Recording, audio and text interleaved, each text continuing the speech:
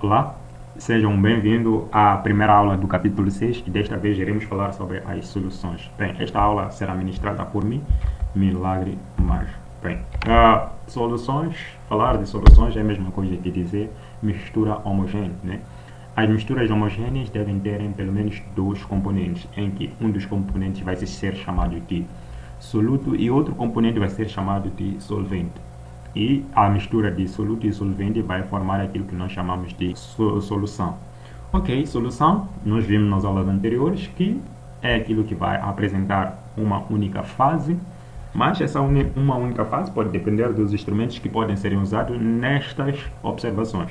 Em geral, usamos esse critério. Bem, as misturas homogêneas, temos exemplos de chá, temos exemplos de água potável, refresco, ar atmosférico, medicamento, estes podem estar na forma de comprimido, pó, xarope, etc. A formação de uma mistura, ou seja, a formação de uma solução, obedece sempre processos físicos, onde vai haver a formação de ligações intermoleculares.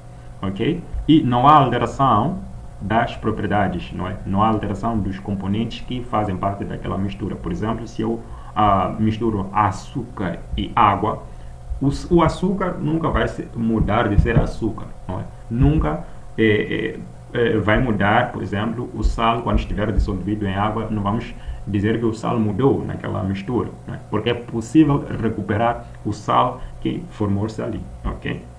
Ou seja, que participou daquela mistura, pelos processos de separação das misturas. Mas esse não é o nosso foco. O nosso foco aqui é falar exatamente dessas misturas. Bem, as misturas podem obedecer uma fórmula geral, né, que posso apresentar aqui, com o M, que representa a massa da solução, e o M1 é massa do soluto e M2 é massa do solvente. Bem, a mistura, ou seja, a adição da massa do soluto e a massa do solvente forma aquilo que nós chamamos da massa da solução. Lembrar que o solvente é o dispersante, ao passo que o soluto é o dissolvido. Bem, este soluto sempre vai encontrar-se em menor quantidade. É importante dizer que a água, não é, por convecção, vai ser chamada, ou seja, a água sempre vai ser chamada de solvente universal. Sempre que a solução ser uma solução líquida, ok? Vamos chamar essa água de solvente universal.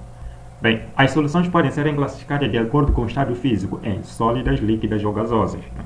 Temos exemplo de misturas ou soluções líquidas, temos o refresco, por exemplo, não é? A água açucarada, não é? Temos o gás carbônico quando é adicionado à água gaseificada, temos os conservantes quando são adicionados a refrescos, entre outras misturas. Bem, aqui temos as soluções sólidas. As soluções sólidas é quando o solvente está no estado sólido, ok? Quando o solvente estiver no estado sólido, vamos dizer que essa solução é uma mistura sólida. Temos exemplo concreto de bronze. Temos exemplo concreto de medicamento em forma de comprimido. Temos medicamento em forma de pó. Não é? Temos misturas gasosas, por exemplo, o ar atmosférico. É uma mistura gasosa composta por nitrogênio, oxigênio, entre outros gases que podemos encontrar no ar atmosférico. Bem, essas misturas também podem ser classificadas de acordo com a quantidade de soluto que está presente na solução. Ou seja, de acordo com o coeficiente de solubilidade, essas misturas podem ser classificadas em insaturada, saturada e supersaturadas. Bem, as misturas insaturadas são aquelas em que o soluto está em menor quantidade comparativamente ao solvente, ao passo que as misturas supersaturadas são aquelas em que o soluto, a quantidade de soluto é igual à quantidade do solvente. Além disso, as supersaturadas são aquelas em que a quantidade de soluto ultrapassa a quantidade de solvente. Por exemplo, quando dizem que esta água está muito salgada, é que a quantidade de soluto, não é? Não vamos medir pelo paladar, mas isso é uma forma didática para que nós possamos perceber como que isso funciona, ok?